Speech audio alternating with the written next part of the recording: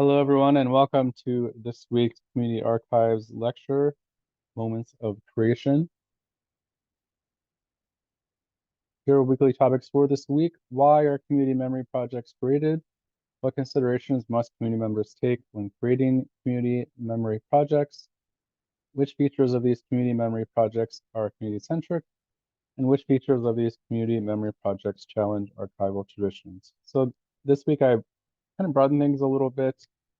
So this class is focused on community archives, but one of the articles for this week, the Brown article, focuses on something that's probably better referred to as a community memory project, since the participants in that project are taking sort of existing archival resources and supplementing them and sort of remixing them in a way that represents a more complex and accurate view of the LGBTQ community in Toronto historically. So we're going to kind of broaden things a little bit this week and sort of use both community archives and community memory projects as the basis for our lecture.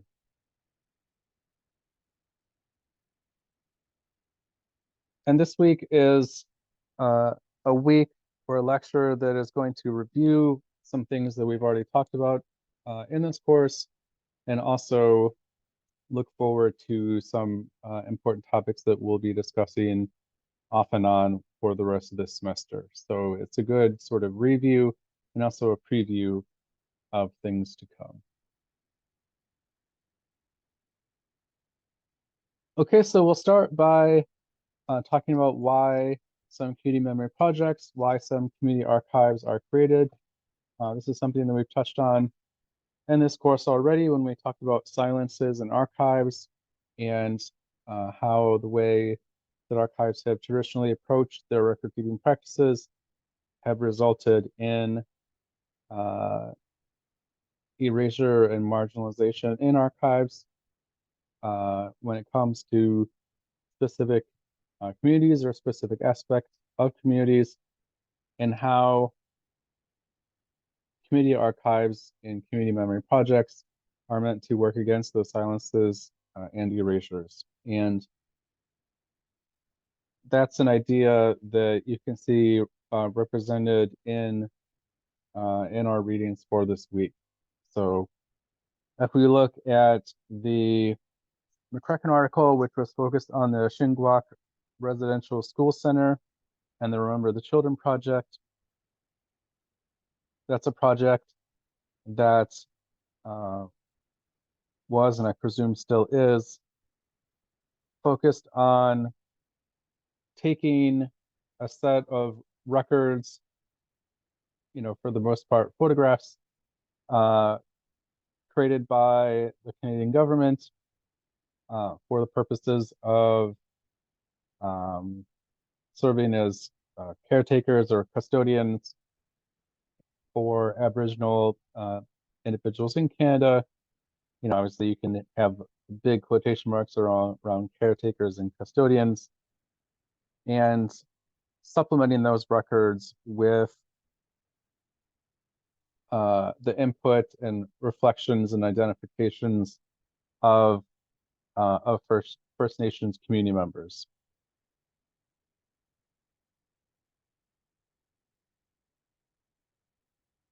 So we had this fragmented version of Aboriginal history that traditional archival records represented, one from a very sort of settler colonialist perspective, in which the identities and cultures and accomplishments of Aboriginal people were not really valued or emphasized, and because of that silence,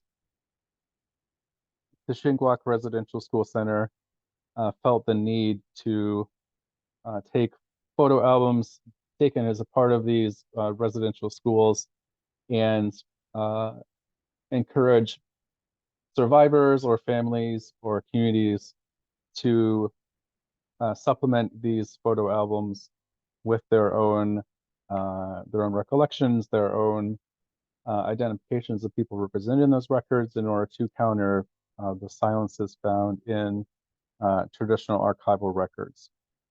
And you can really connect that to a desire to really portray a complete history of a community instead of just a sort of one-sided perspective on a community or on people that went to these residential schools. And you can also connect that as a desire to support community memory and identity. So we've talked about identity in this course already, and the McCracken article talks about how developing community memory and identity is related to the ability to confront and interpret a community's past.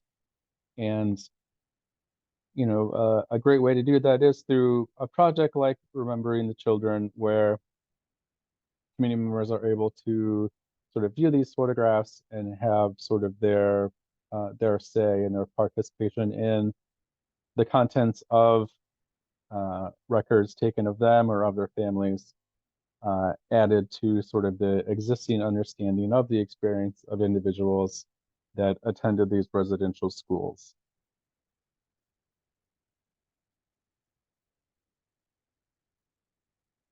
So in a lot of ways, community archives and community memory projects can be reactions to existing memory structures.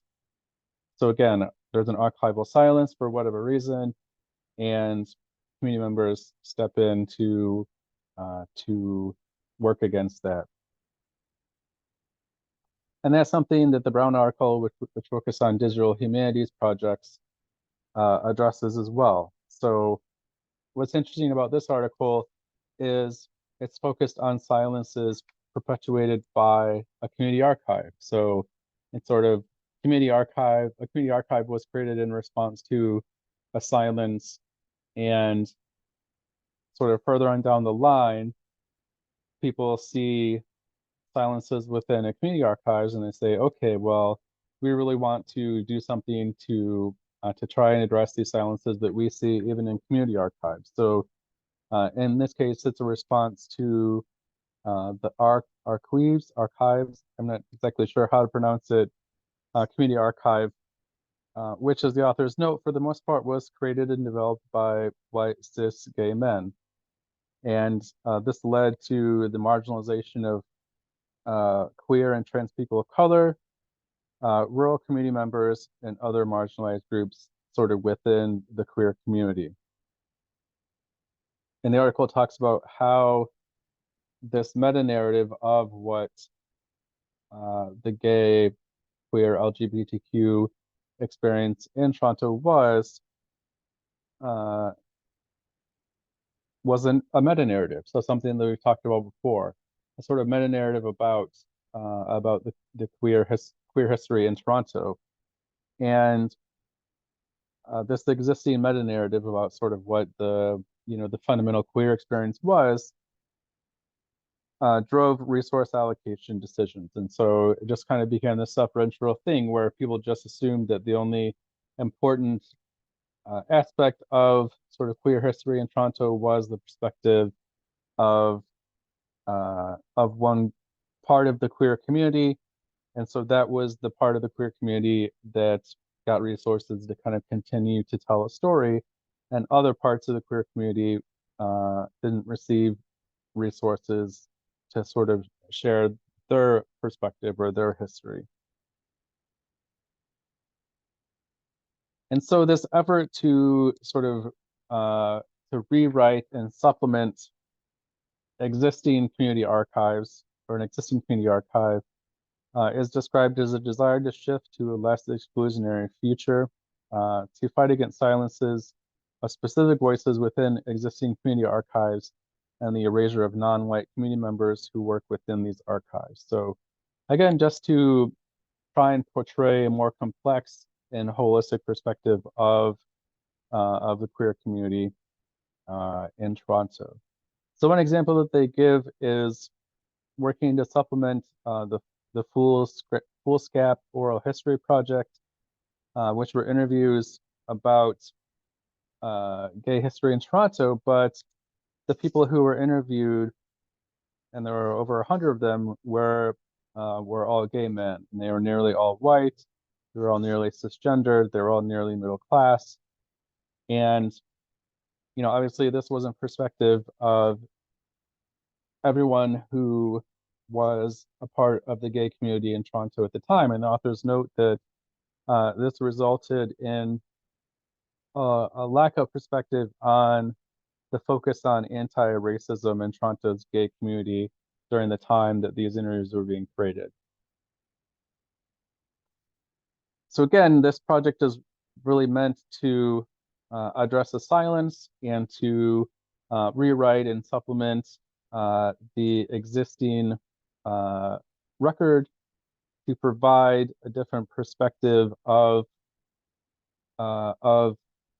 LGBTQ history in Toronto, and to work against some of the meta narratives, and you could even say some of the white supremacy that the authors confronted in the Archives.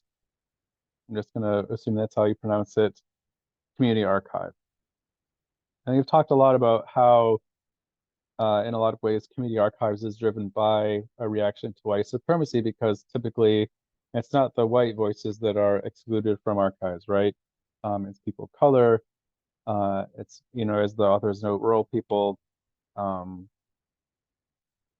so community archives, again, are typically developed to confront these silences and confront this sort of unequal power structure that archives can create and perpetuate.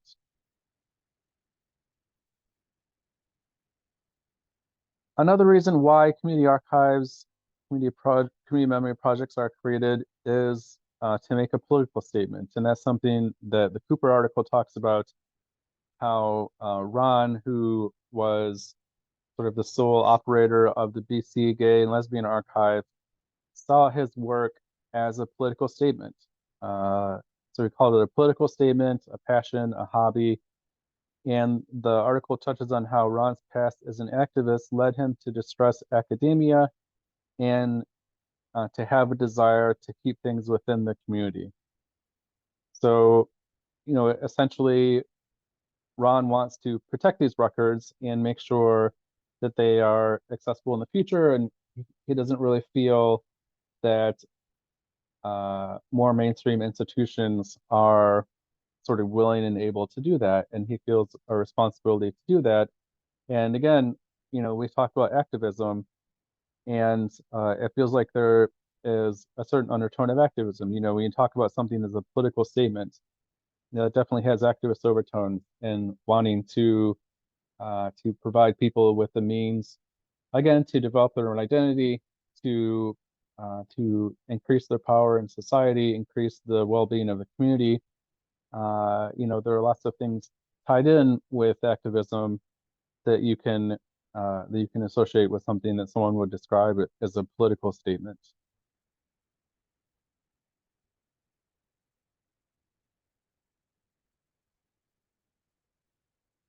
Another reason why community archives and community memory projects might be created is to provide community members with a space in which to connect with the past.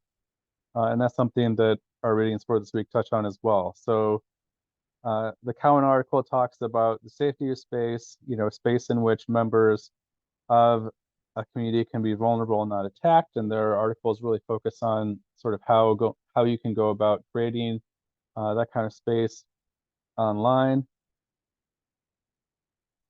The McCracken article talks about creating spaces in which community members are able to participate in community history development. So these Remember the Children community events where community members come in and again sort of supplement and identify photo albums from residential schools. The Cooper article talks about the need for autonomous spaces to respond to the needs of the LGBTQ community. And again, just having safe spaces for the collection of ongoing information about communities. And having a space where community members have agency over their history. So those are certainly important things that a community archive or a community memory project can provide. Just an opportunity and space for community members to really interact with records related to their history, engage in some of the identity construction that we've talked about, experience some of the representational belonging that we've talked about, and derive benefits from that opportunity and from those processes. So we can connect this this weekly topic with a couple of our course learning objectives. Obviously, analyze the reasons for the creation of community archives. Pretty solid and obvious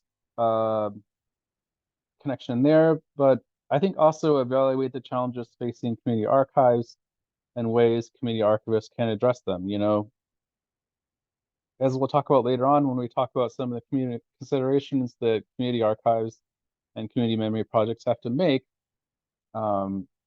providing in a meaningful way a complete history of a community, which is, which what our readings for this week really emphasize as being sort of a desire or a goal, that can be a pretty complicated and resource-intensive process. Just the process of creating a space in which community members are able to interact with records and sort of be themselves and feel safe to explore their history and express their identity, that can be a difficult thing to carry off as well.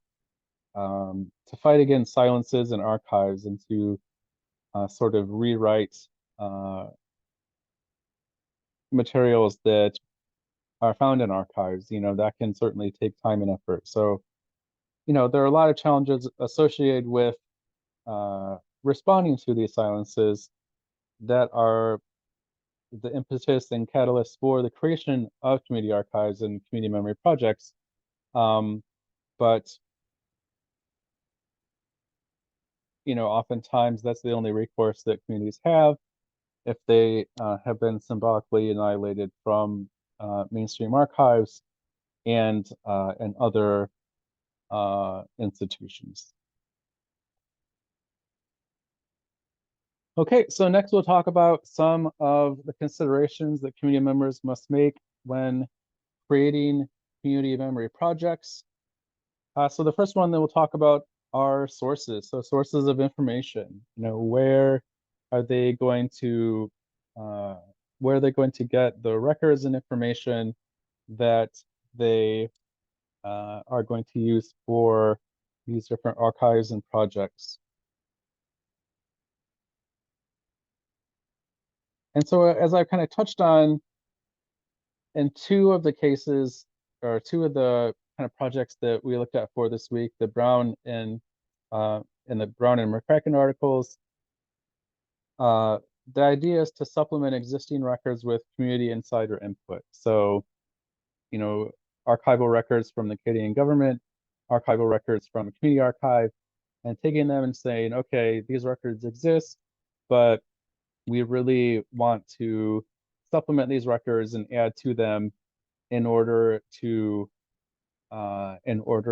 provide a more complex portrayal of the community that these records are claiming to document.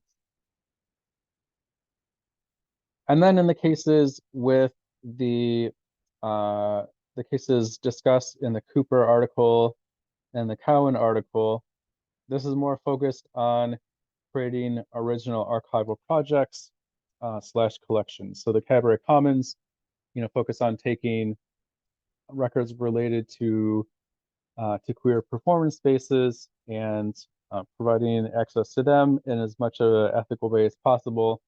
And in the Cooper article, Ron's efforts to start from the ground up an archive related to gay and lesbian history in BC, more specifically Vancouver.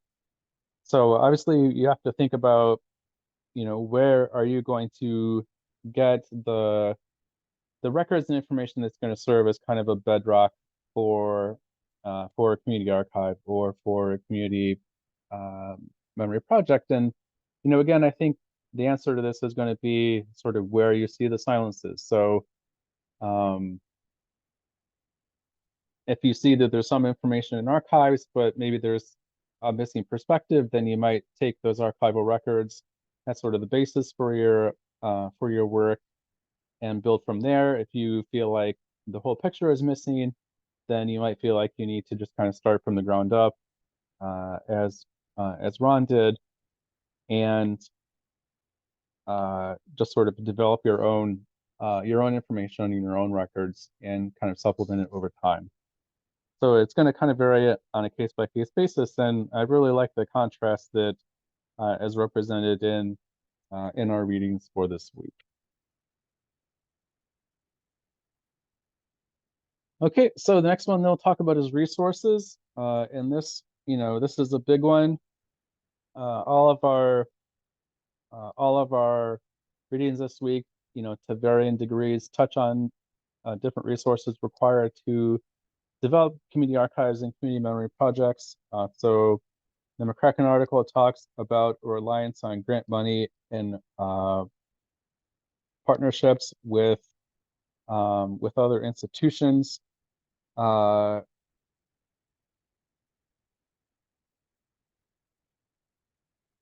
We have the BC Gay and Lesbian Archives, where Ron, really wants to work alone, and a lot of the resources for that archive just kind of come from him and come from his financial ability to continue to support the archive.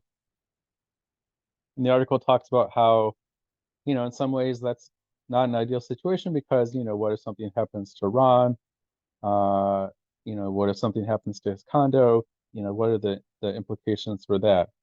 In fact, the article talks about how a lack of space in Ron's condo led to concerns about his ability to grow the archives and just sort of the overall sustainability of the project.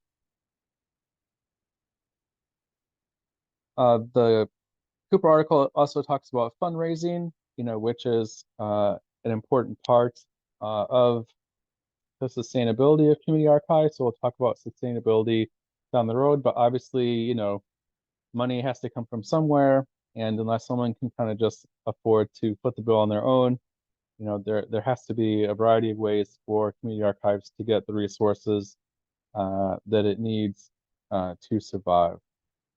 So what's interesting about the Cooper article in the BC Gay and Lesbian Archives is ultimately Ron did give the archives to the City of Vancouver Archives in 2018.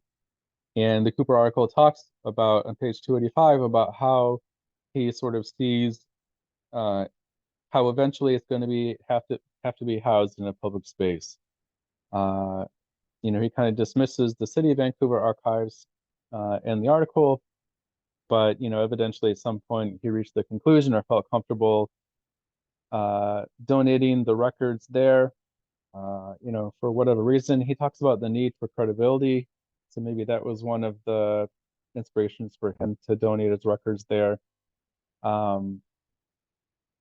yeah, that's not an uncommon eventuality just because of the resources that these types of endeavors require.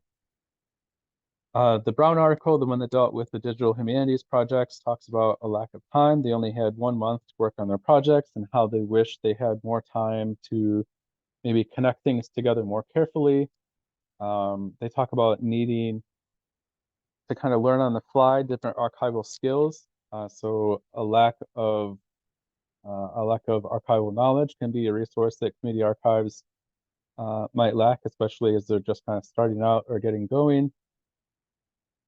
The Cooper article mentions that Ron is a retired librarian, so it seems like he might have kind of some organizational knowledge that he employed. It's not really clear, but I'm sure that was a helpful background. But if you are starting a community archive or a project like this and you don't really know how to archive, then that can be a resource that that you are obviously lacking. And the Brown article also talks about the need to actually do the work and possibly shortchange other goals. So again, just not having enough time, enough resources to really engage in a project maybe as meaningfully as the participants had wished at one point. So a common way for archives to meet some of their resource needs is something that that I touched on just now, which is the idea of partnerships. So the Shingwauk Residential School Center had a partnership with Algoma University. They also collaborated with many organizations, including the Aboriginal Healing Foundation, the Nishnawbe Aski Nation, apologize if I'm not pronouncing that correctly, the Anglican Church of Canada, and many individual First Nations to gather additional photographs and funding to produce the photo albums that they use as part of the Remember the Children project. And the McCracken article talks about how these partnerships were meant to increase the number of photos related to Western Canada. So relationships not only to fund sort of the infrastructure of these projects, but relationships to be able to acquire more photos and more photo albums, which they can in turn facilitate engagement with and identification of and supplementation to. The Cadbury Commons, which the Cowan article touches on, involves a relationship with the University of Toronto. The Digital Humanities projects in the Brown article relied on partnerships with the Archives and South Asian Visual Arts Center, the LGBTQ Oral History Digital Collaboratory, the University of Toronto, York University. So, of the four, the most autonomous, and we'll talk about different ranges of autonomy later on in this course, is really Ron's, right? He's kind of doing his own thing. The archive is in his condo. He is kind of the sole force of labor behind it. He is the one who has, a lot of say of what happens in the archives. So, he doesn't have to deal with the complications resulting from partnerships, but he doesn't have sort of the stability and sustainability and access to resources that some of these partnerships can bring. And we'll talk about partnerships later on in this semester as well. It's kind of a thorny issue for some community archives. But it's definitely an option for community members who may not have access to all the resources that they need to carry out these projects in a way that they would desire. Another consideration is ethical concerns, and this is something that the Cowan article especially focuses on. The risks of online exposure to community members, just a strong desire to embrace ethical structures that are reflective of the values of the community and of Cadbury Commons, and not ethical structures meant to protect the university. So they talk about how, there might be those boards that sort of evaluate research and say, yes, this is good, but the authors comment on how, these boards may not necessarily have the well-being of community members, firmly in mind when they're making these decisions. And they want to hold themselves to a higher standard and behave in a way which is going to ultimately be more protective and less exploitative of individuals represented in the Cadbury Commons project. So, for instance, the authors discuss how we cannot online photographs, videos, newsletters, posters, and so on without also onlining accountability to the ethics and practices of risk cultivated by the people and past responsible for these materials. So they make a really good point about how when people are in spaces like Meow.Mix, there's sort of an understanding that you're in a safe space and that you're going to be protected and other people are going to look after you and look after your well-being. And they want to provide that same sense of safety and responsibility to these individuals when, and I guess if, they are ultimately represented in Cabaret Commons. And again, they see this as a departure from sort of the ethical priorities or considerations of universities and of other academic institutions. And we'll touch more on that later. Okay, so another consideration, and this is a big one because as we talked about before, participation is kind of the defining aspect of community archives and community memory projects is, this idea of participation and what will participation look like. The McCracken article talks about a desire to include residential school survivors, families, and community members in collection development, description, and programming. They talk about how the Remember the Children project is administered by the Children of Shingwauk Alumni Association, the Residential Schools Survivor Society. So really deep connections with community associated organizations. And it seems like there is a really sort of deep level of participation that is being at least attempted here. If you are working with people represented in your archives or their ancestors and saying, you're going to have a choice in collection development and description and programming, like that's pretty meaningful participation. And, ultimately that's the kind of deep and broad participation, or at least as broad as is responsible participation that community archives and community projects, community memory projects ought to strive for. Because that is a level of participation where people in a community are going to have a real say over record keeping decisions made within a community archive or a community memory project.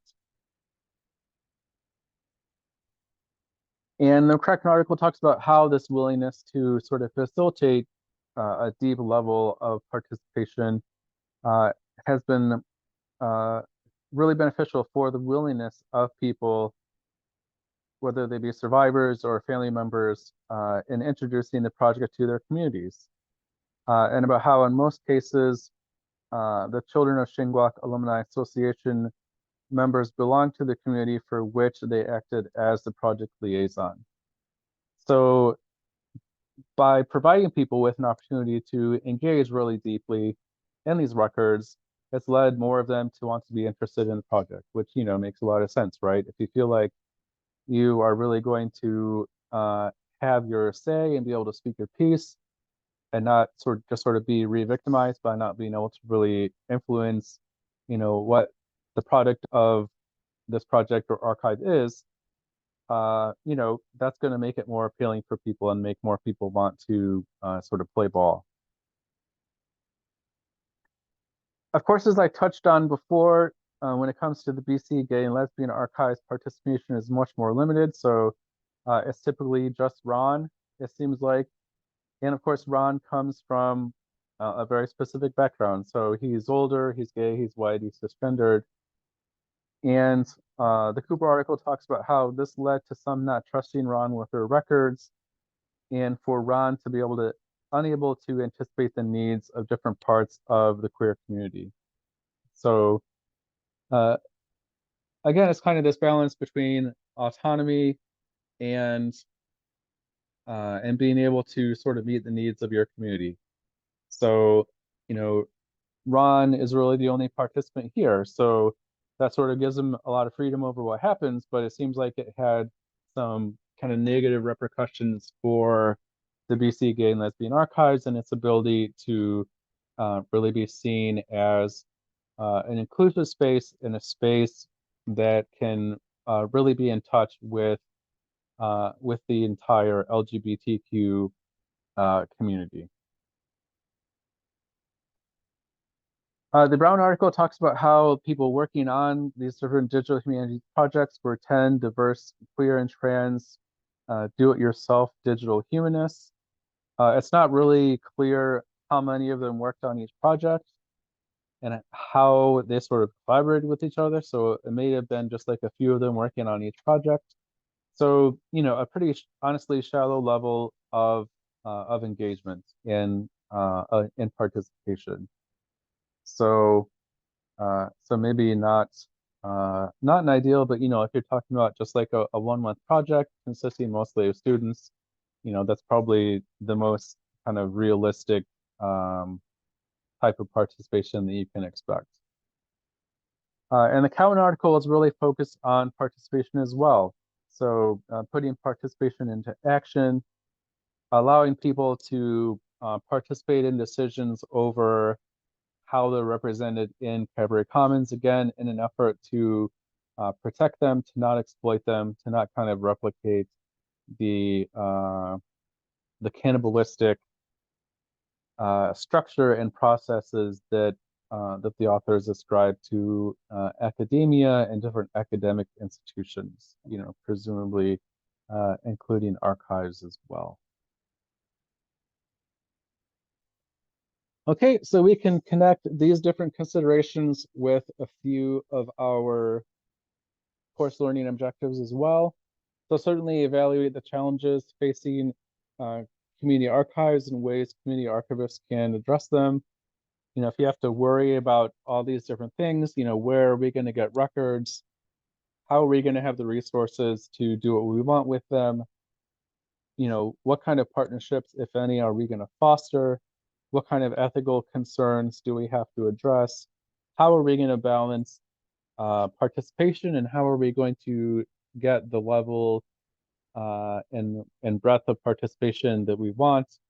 You know, these can be very challenging things, and you know, oftentimes community archives will succumb from an inability to accomplish some of these. You know, whether it's a lack of resources leads to the archive being unable to sustain itself, whether a lack of participation means that sort of enthusiasm for the archive and support for the archive dries up and things just kind of peter out, whether the archive just simply isn't able to acquire records that are sort of meaningful and useful to the community.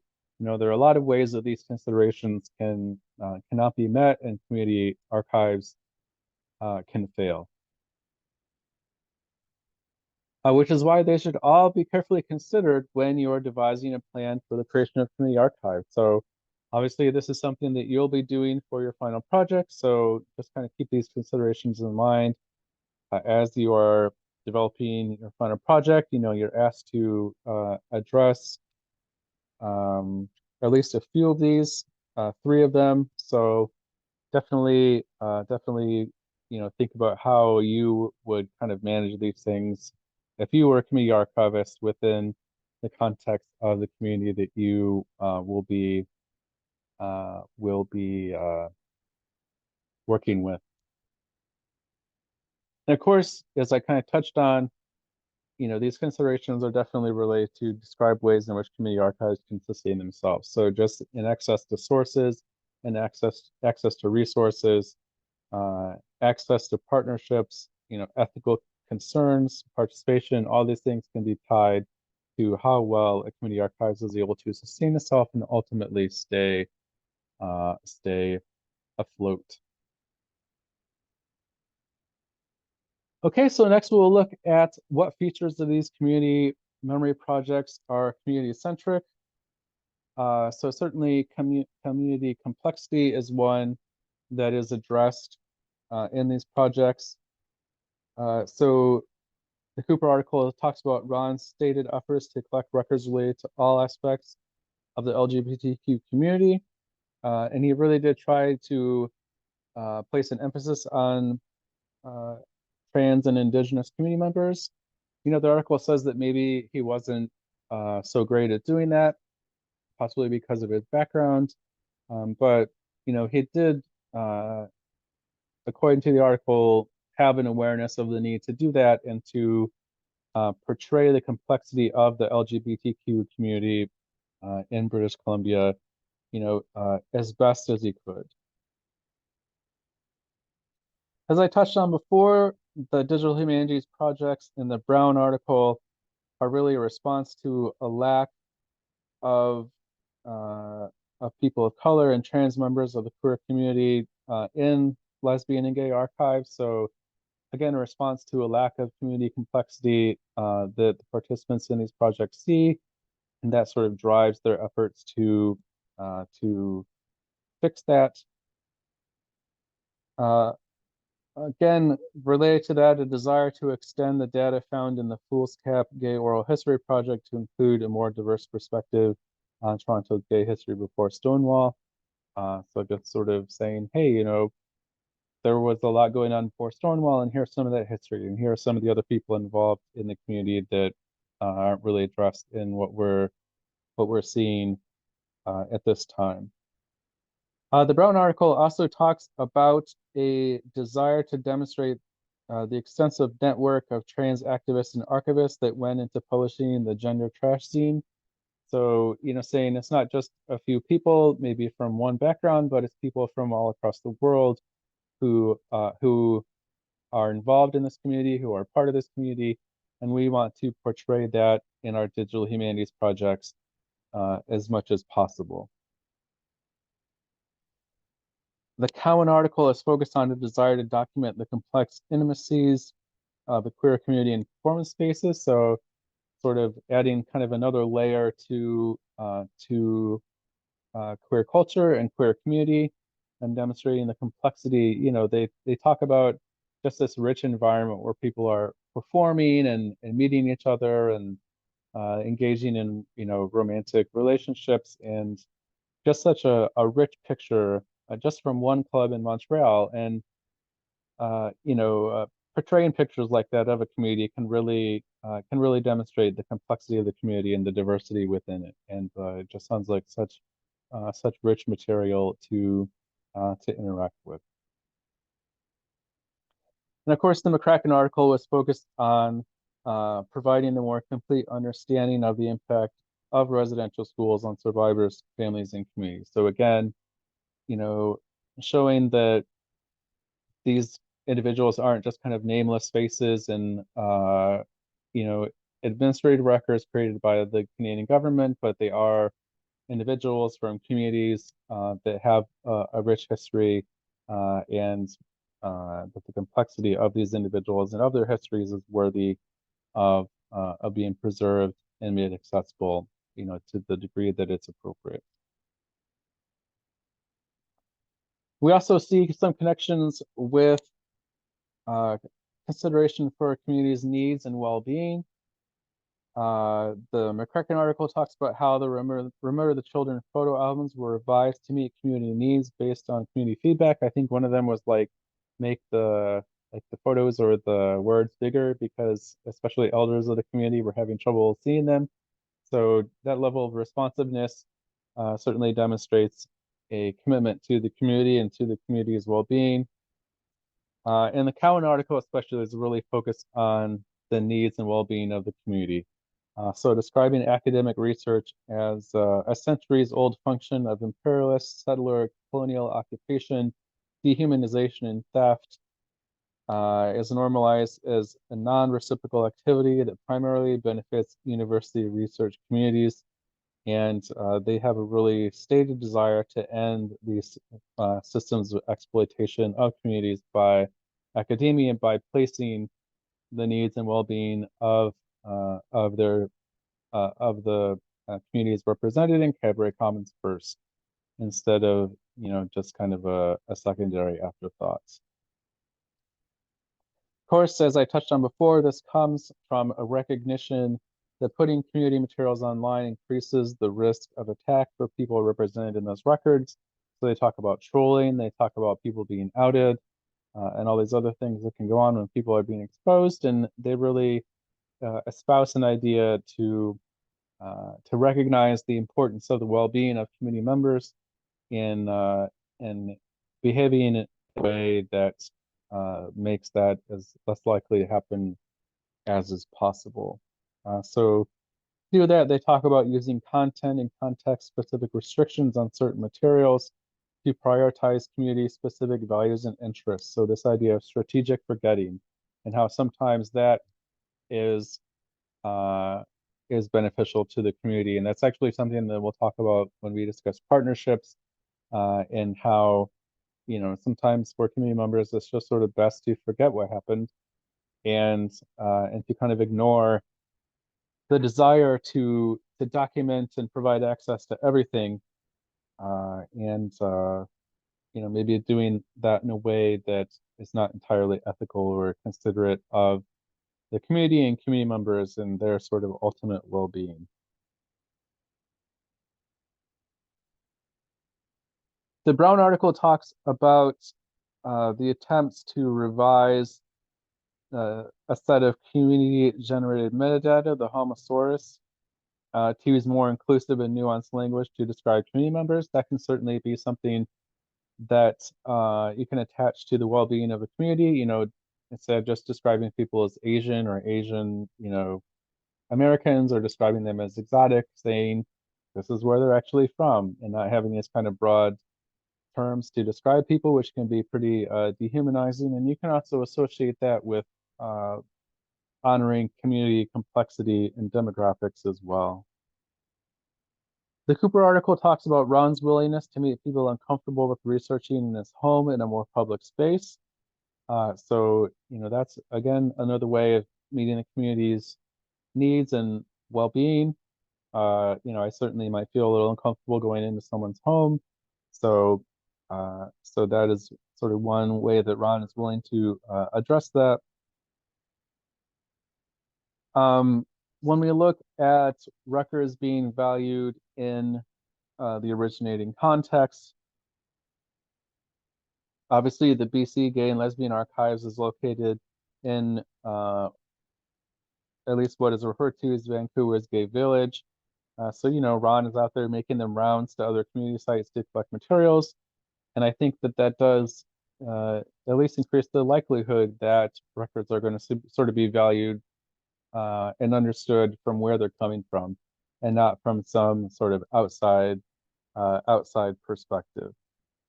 The McCracken article is, the Remembering the Children project is really designed to provide a contextual counterweight to official records that document only one side of the residential school experience. So providing the context of sort of the people themselves and not just the administrators administrating the different programs. That's an important piece of the puzzle, and one that I think we can connect with this aspect of community-centric archiving, which is something that we've touched on a fair amount already in the semester, and will continue to address as well, because it's just such a important and humanizing perspective to have.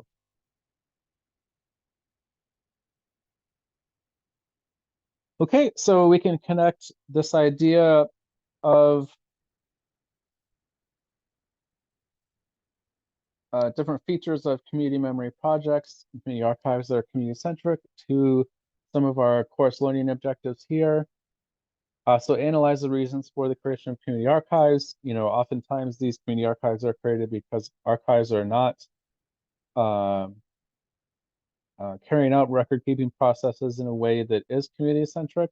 And so community members try and find an alternative way that is more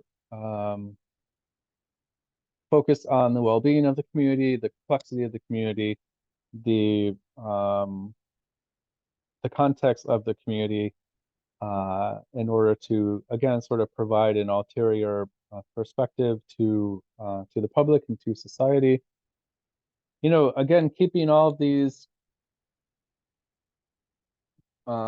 different aspects of community-centric archiving in mind in carrying them out, that can be quite a challenging thing. So to have, say participation that really and meaningfully demonstrates the complexity of a community, to engaging in record keeping practices that does keep the community's well-being and needs at the forefront, as opposed to the needs of the archive itself. There are a lot of challenges associated with this type of archiving for sure.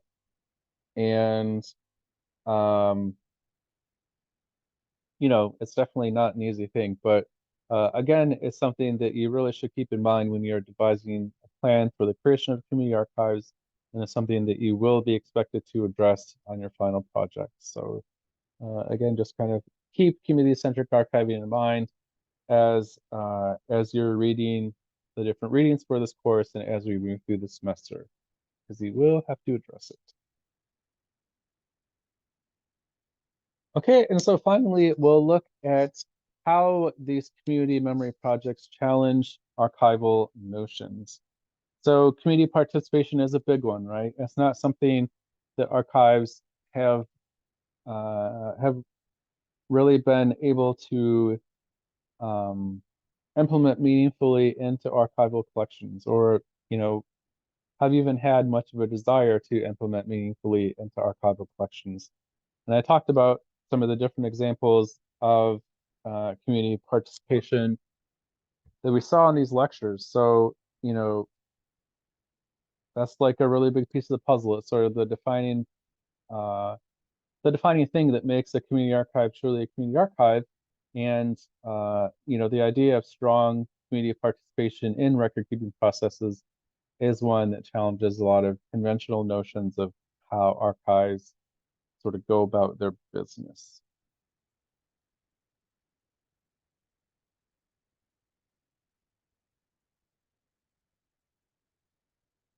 Location can be a big one. So obviously not a lot of mainstream archives are located in someone's condominium or in their spare bedroom, as is the case of, or was the case at least, of the BC Gay and Lesbian Archives. And that article talks about some other examples of community archives being located in a person's home. And again, sort of the pros and cons of this, but obviously a pretty stark departure uh, from archives that are typically located in a university or a corporation or some kind of religious institution. Um, it's interesting to think of how the Remember the Children, different workshops and programming, they uh, they were spread all throughout different locations, so that it wasn't just one place where these connections and this community participation was taking place, but it was kind of spread throughout different parts of Canada, especially Ontario, if I recall correctly. So again, not something that you would typically see in archives where, programming and record keeping activities are more typically concentrated in one location.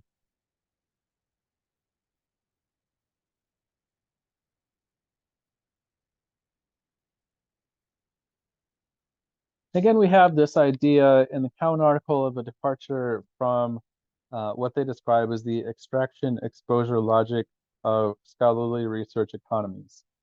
And, you can argue that archives are a key part of that. If archives are predominantly serving um, sort of scholars and researchers, coming from academia, then that can be the impulse that a lot of archives have. Just sort of get it out there and not put maybe as much consideration into the well-being of people represented in records as might be appropriate or necessary, especially if you think about the sort of persecution that people from different communities have faced really throughout time. So again, just sort of the mindset of uh, the balance between exposing records and providing access to records versus protecting people represented in records. especially in the Cowan article and with Cabaret Commons, it seems like that's much more of a focus than it is from your sort of traditional archives. Uh, I'm not going to sit here and say that no archives are worried about this type of balance and the dangers of this type of exposure. I can think of at least a few articles that I've read that address the need to kind of protect people's privacy and kind of the dangers of online access. But I would say that argument and that need is made and is represented much more forcefully in the Cowan article than I've seen in articles associated with more mainstream archives. And I don't know that that level of concern or consideration is put into decisions that more mainstream archives make when making different record keeping decisions.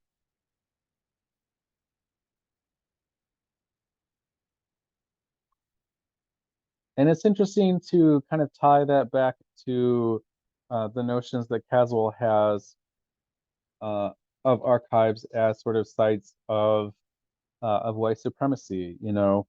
Maybe archives are less introspective about what they do because they're maybe not uh, aware of the dangers that people could face if they're kind of exposed or documented in archives, or maybe consciously or subconsciously they feel that certain people maybe don't really deserve uh, respect or protection. Um, to just kind of make a connection between uh, the perspective on traditional archives that Caswell has and how archives have contributed to the marginalization and I think the Cowan article authors would say the endangerment of marginalized people, for centuries and centuries. Another interesting departure for some of our readings for this week are uh, some of the outreach ideas that we saw. So the Brown article talks about, having kind of unboxings recorded and having those put online, in the form of podcasts. So talking about unboxing different archival materials that the Digital Humanity Projects are working with, um, sort of documenting the process of record keeping, maybe a little bit more innovative, a little bit more contemporary types of outreach than you might typically see from an archive. So that is maybe not as big of a departure, but a little bit of a maybe more nuanced or visionary perspective on what outreach might be than you might typically find in a lot of more traditional archives. So obviously this relates to uh, our second course learning objective here: evaluate the areas in which community archives and traditional archives challenge and complement each other. It is interesting to see this idea of complementing each other. In the McCracken article, they talk about this phase where the Shingwauk Residential School Center, quote unquote, professionalized. They created description compliant with the Canadian Rules for Archival Description. They developed formal acquisition, deaccession, display, and access policies. They brought in trained archivists to work on this project. So, that is an instance where a community archive said, hey, we we recognize that we could maybe do things a little bit differently, and we would like to have this perspective and this relationship with more classically trained archivists to come in and sort of help us understand how to do these things. Now, hopefully, all these different policies were developed kind of through the community perspective and with community input. That's not really clear, but it can be a way that traditional and community archives complement each other. And that's something that we'll talk about when we discuss partnerships as well. And again, this idea of challenges facing community archives and ways community archivists can address them. So when community archives are asked or sort of expected to do things in ways that complement traditional archives, which may be seen by community members as, uh, colonialist tools, then they may need to kind of think further afield and develop new or more community-centric ways to do things to kind of challenge ways that record keeping has been done in the past. But, you know, that's not necessarily an easy thing to do unless you're kind of inspired by other community archives that might be facing the same dilemma. But it can be a difficult thing to sort of figure out how to do, and then kind of employ that in a meaningful way. So, the Cowan article talks about embracing the idea of involving research subjects in the creation of research projects and really giving them agency. But how do you sort of take that challenge to traditional archival and academic processes and carry it out in a way that results in something that is actually a useful and meaningful tool for documenting a community? Where the rubber meets the road can be kind of a difficult thing to carry out, and that's certainly a challenge that community archivists can face. Okay, so we'll go ahead and stop there. I hope that you enjoyed reading these 4 articles. It's interesting to see kind of the ways that they contrast and also relate to and overlap with each other. But yeah, I think that this is a good time in the semester to have some review and also some preview. And I think that we got a lot of that out of the readings for this week and hopefully this lecture as well. Obviously, if you have any questions, please let me know and have a great week.